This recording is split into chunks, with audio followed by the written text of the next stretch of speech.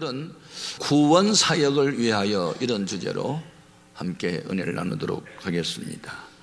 오늘 살아가는 우리들을 밝히 보는 두 개의 거울이 있습니다. 하나는 성경이고 하나는 역사입니다. 성경 말씀 앞에 나를 비춰보면 나를 정확하게 알 수 있고, 또 역사를 보면 우리를 깨닫게 합니다.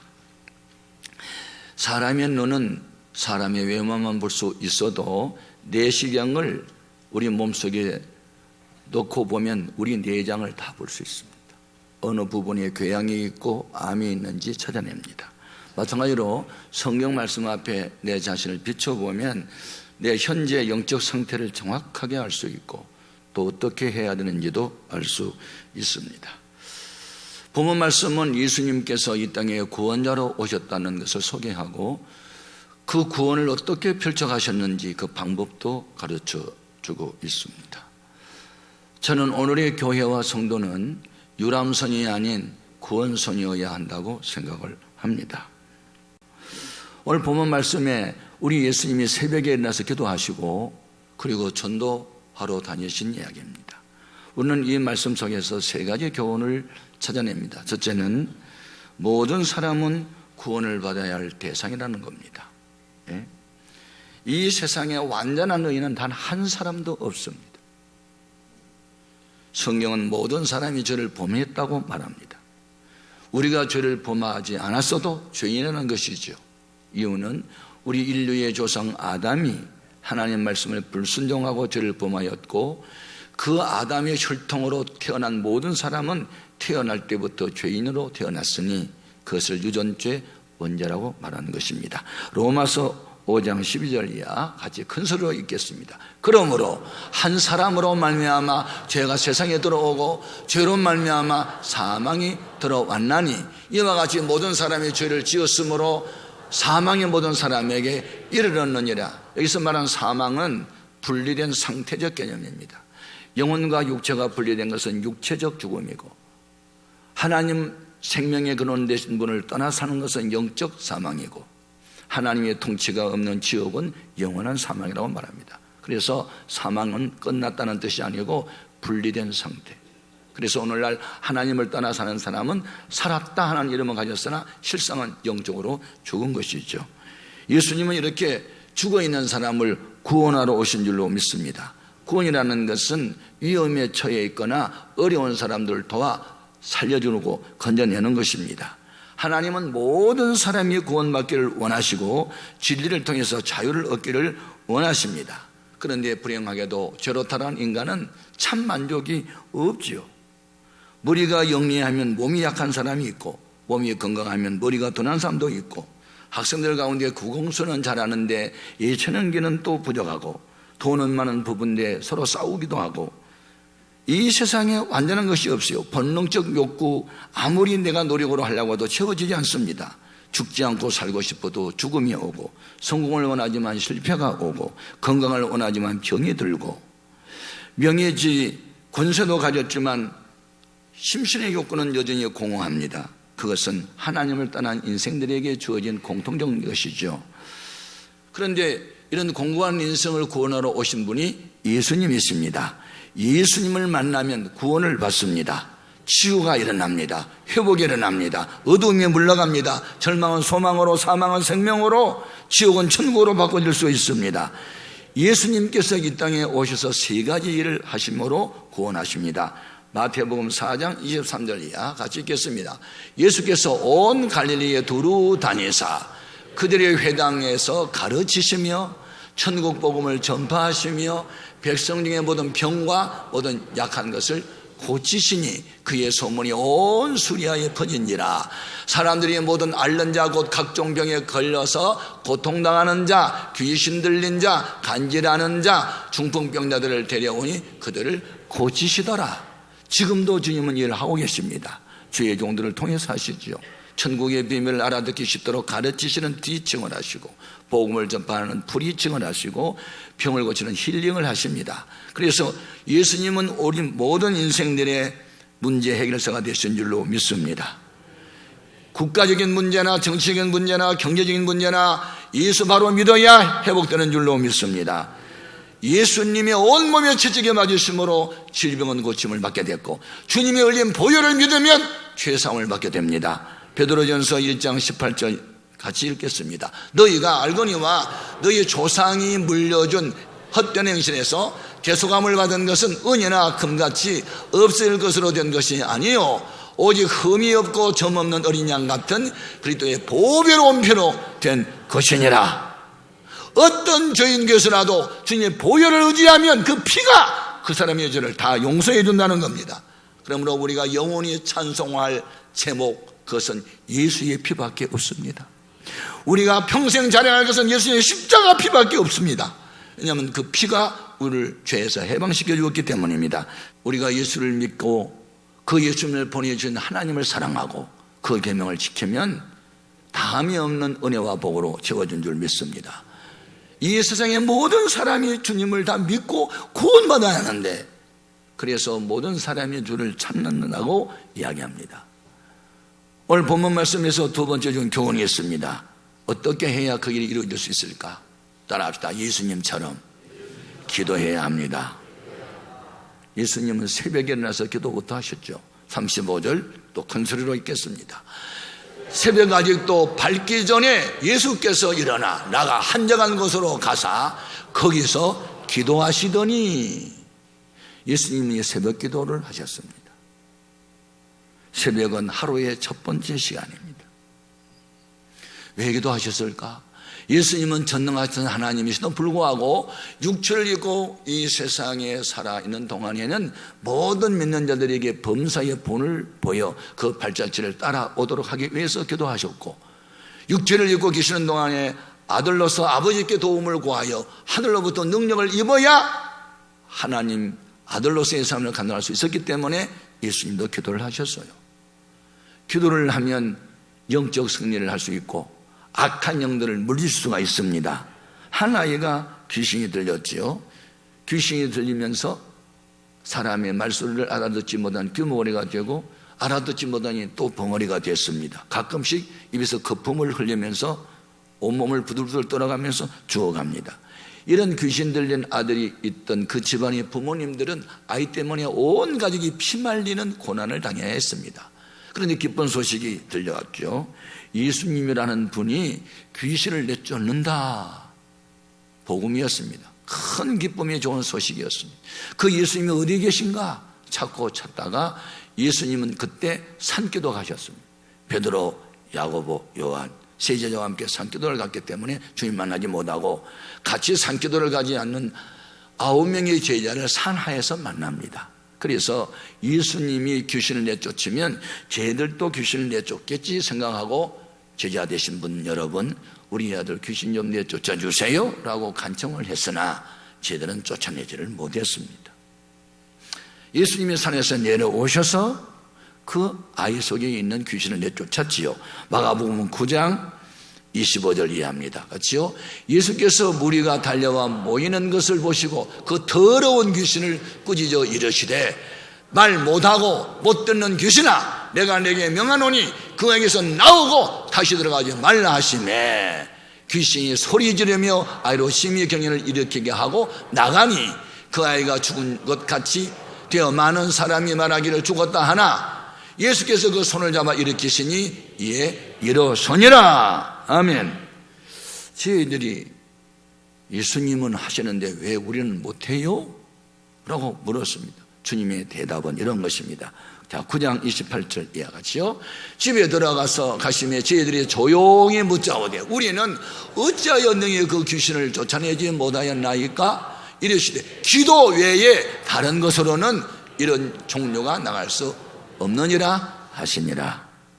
기도하지 않아서 그렇다. 우리 산기도 가서 기도할 때 너는 산하에서 잡담만 하고 있었지, 그러니까 안 되는 거지. 기도하면 된다. 나는 하나님의 아들이고 너희는 죄인이기 때문에 안 된다 말씀하지 않고 기도 안 해서 안 되고 기도하면 된다고 가르쳐 주셨습니다. 우리 예수님께서 늘 때마다 일마다 기도하셨습니다. 중대한 일이 있을 때마다 기도부터 하셨습니다. 그때마다 성부 하나님 아버지가 성령을 한량없이 부어주시니 그 사역을 감당하셨습니다. 사도행전 10장 38절입니다. 또 읽겠습니다. 하나님이 나사렛 예수에게 성령과 능력을 기름 붓듯 하셨음에 그가 두루 다니시며 선한 일을 행하시고 마귀에게 눌린 모든 사람을 고치셨으니 이는 하나님이 함께 하셨습니다. 그 예수님께서 사랑하는 저희들에게 너희도 밤낮으로 기도해라. 그리하면 성령을 주신다. 누가복음 11장 13절입니다. 그렇지요? 너희가 악할지라도 좋은 것을 자식에게 줄 알거든 하물며 너희 하늘 아버지께서 구하는 자에게 성령을 주시지 않겠느냐 하시니라. 아멘. 우리 예수님이 3년 반 동안 교육시켰고 훈련시켰는데 그래도 마음이 놓이지 않습니다. 왜냐하면 교육만 갖고는 안 되니까. 그래서 마지막 유언이 뭐지요? 성령을 받아라. 위로부터 능력을 받을 때까지는 아무것도 하지 마라. 어디도 가지 말고. 누가복음 24장 49절입니다. 같이요. 볼지어다 내가 네 아버지께서 약속하신 것 성령을 너희에게 보내리니 너희는 위로부터 능력을 입혀질 때까지 이 성에 머물러 하시니라. 아멘. 여러분, 사역이 우선이 아니고 기도가 우선입니다. 무슨 일이든지 기도부터 하셔야 합니다. 기도하면 하나님의 행하십니다. 여러분이 꼭 이루고자 하는 소원이 있거든, 울어도 참아도 죽어도 힘써도 안 되는 일이 있거든, 이제는 여러분이 인간수단 방법 좀 내려놓고 주님 앞에 겸손히 나와 무릎을 꿇고 하나님의 도움을 구하십시오. 그리고 무엇보다도 하나님이 가장 기뻐하는 영혼 구원을 위해서 전도의 문이 좀 열려지기를 기도하십시오. 골로새서 4장 3절입니다. 같이요. 또한 우리를 위하여 기도하되 하나님이 전도할 문을 우리에게 열어주사 그리스도의 비밀을 말하게 하시기를 구하라. 내가 이 일 때문에 매임을 당하였노라. 아멘. 여러분, 정상적인 성도, 건강한 교회는 두 가지 일을 잘합니다. 전도 그리고 양육. 이것을 트윙스라 그러죠. 두 날개. 새는 한쪽 날개만으로 날 수 없어요. 두 날개를 날개짓을 해야 나는 것처럼 기도, 전도, 양육. 아멘입니까? 믿음, 행함. 언제나 두 가지가 같이 가야 되는 것이죠. 빌립이라고 하는 분이 전도를 열심히 합니다. 사마리아에 가서. 그런데 천사가 나타나 전도할 대상이 어디 있는지를 가르쳐줘요. 사도행전 8장 26절입니다. 그렇죠? 주의 사자가 빌립에게 말하여 이르되 일어나서 남쪽으로 향하여 예루살렘에서 가사로 내려가는 길까지 가라 하니 그 길은 광야라. 광야에는 사람이 안 살아요. 그런데 전도하러 광야로 가려요? 인간의 이성과 지성은 동의할 수 없어도 하나님은 우리보다 더 잘하고 계시니 왜 가라 하는지 몰라요. 무조건 갔어요. 갔더니 누구를 만나요? 예루살렘에 와서 예배를 드리고 돌아가는 저 아프리카 에디오피아에서 온 국고를 맡은 내시를 만나요. 국고를 맡았다는 것은 경제기획원 장관이나 경제장관과 같은 사람을 만났어요. 그분이 마차를 타고 길을 가다가 성경을 읽고 있는데 사제로 끌려가는 어린 양에 대한 말씀을 읽었어요. 즉 이사야서 53장 말씀을 읽었어요. 그런데 사제로 끌려가는 양이 누구인지를 모르고 고민하고 있어요. 그때 빌립이라는 전도자가 당신이 읽고 있는 성경이 이해가 됩니까? 가르쳐준 사람이 없으면 모르겠네요. 이 사제로 끌려가는 양이 뭐예요? 바로 그분은 우리 죄를 담당한 예수님을 의미합니다. 예수님이 구원자입니다. 예수를 믿어야 합니다. 그래서 한 장관을 빌립이 전도를 하게 됩니다. 여러분, 전도는 성령님이 앞서하시고 하나님이 일러주십니다. 그래서 기도가 우선인 것이죠. 그리고 전도를 많이 하는 사람은 천국의 스타가 되게 하세요. 자, 다니엘서 12장 3절 또 읽겠습니다. 지혜 있는 자는 궁창의 빛과 같이 빛날 것이요 많은 사람을 옳은 대로 하나님께로 돌아오게 한 자는 별과 같이 영원토록 빛나리라. 제가 대학원에서 가르치고 있는 여자 제자 중 한 분은 사단장 2분을 전도했어요. 투스타 여자분이 전도. 또 한 제자는 지금 군인교도소 살인범들이 있는데 거기 가서 지금 전도하고 있어요. 여러분, 이 세상의 소망은 복음밖에 없고 사람 됨됨이를 만드는 것은 하나님 말씀밖에 없어요. 요즘의 지식이 얼마나 발달했어요. 옛날에 비해서 이조 시대보다 우리가 얼마나 잘 사는데. 그래도 우울증 환자가 왜 이렇게 많아요? 병원에 가보세요. 영안실에 시체가 얼마나 많은지. 입원실에 가보세요. 입원실이 모자라서 대기하는 환자가 많아. 왜 그렇게 환자가 많은지. 여러분, 지식이 많으면 번뇌도 많고 재물 많아도 근심이 있으면 인생은 불행한 거예요. 복음 안에 자유를 누려야 되는 거지요. 그리고 왜 우리가 전도를 이렇게 열심히 해야 되냐면 우리의 소원들이 있잖아요. 기도 제목들이 있는데 전도를 많이 하면 하나님이 우리가 무엇을 기도하든지 다 응답을 내주신다는 거예요. 자, 요한복음 15장 16절입니다. 같이요.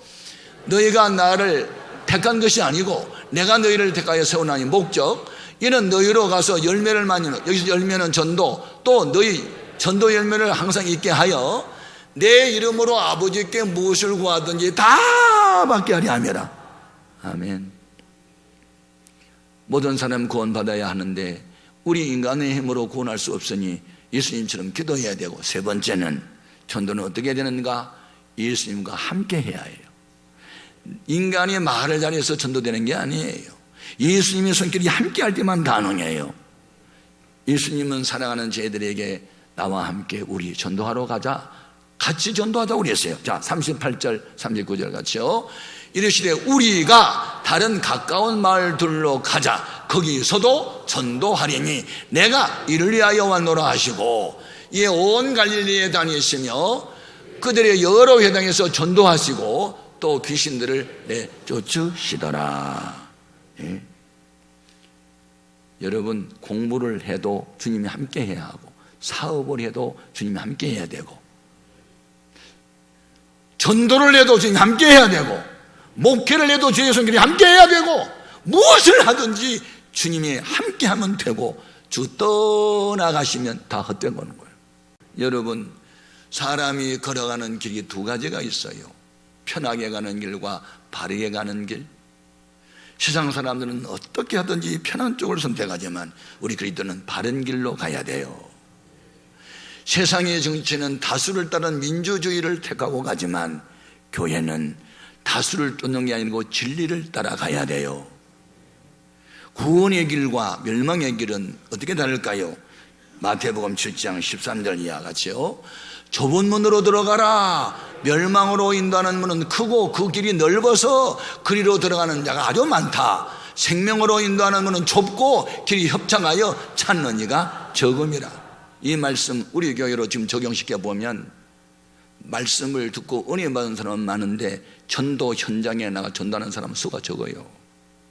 그러나 하나님은 그 소수의 순종을 하는 사람들 통해서 교회를 부흥시키고 하나님 뜻을 이루어갑니다.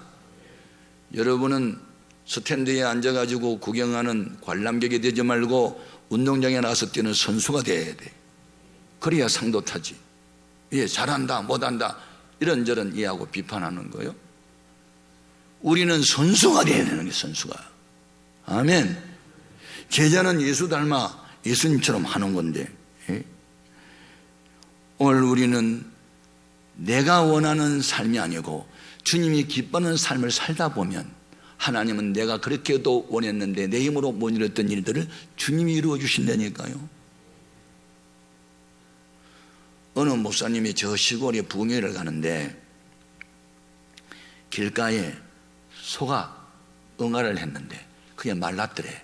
소똥 말린 것을 수많은 개미들이 물고 자기 입으로 물러가다가 예만한 소똥 조각을 영치게 영차하고 조금씩 움직였는데 너무 기를 쓰고 힘을 쓰니까 불쌍히 여겨지더래. 그래서 야, 그 무거운, 너희들은 무겁지만 나는 한 방에 끝내줄게 가지고 어디서 삽을 갖고 와서 푹 퍼가지고 갖다가 개미 집에 던져줬대. 얼마나 좋았을까. 그분은 기적입니다. 개미들에게는 기적이지만 사람에게는 기적 아니에요. 소똥 조각이 하나 끌고 가는데 수마리가 막 영치게 하고 몸부림을 치는데, 아니 목사님이 착해가지고 어디서 삽 가지고 푹 퍼가지고 갖다 놨대. 와, 기적이다. 개미들이 볼 때 기적이지만 사람이 볼 때 기적 아니에요. 여러분, 우리가 아무리 몸부림을 쳐도 우리는 작은 질병 하나도 못 이기고 바이러스에 감염되면 칼레칼레 하다 죽어버리는 이런 연약한 존재인데 하나님의 도움이 필요하다는 거예요. 우리가 말씀을 지키면 하나님 우리를 지켜줄 테인데 우리는 그냥 이기주의에 빠져가지고 아쉽고 힘들 때만 주여 주여 찾다가 조금만 편하면 다요 그러고 돌아다니면 주님이 너 은혜 받은 대로 좀 살아라 그래요. 저는 찬송할 때마다 울 때가 많아요. 10,000가지 은혜를 받았으니 덤으로 사는 인생인데 벌써 죽었어야 할 나를 왜 살려주셨지?